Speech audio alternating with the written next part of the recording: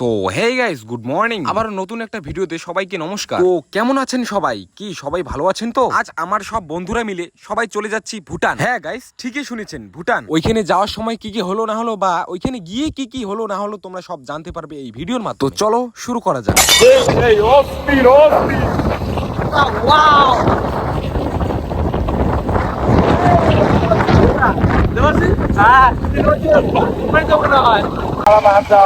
শুধু চা বাগান আর চা বাগান। এই যে দেখো, এই যে দেখো, যেখানে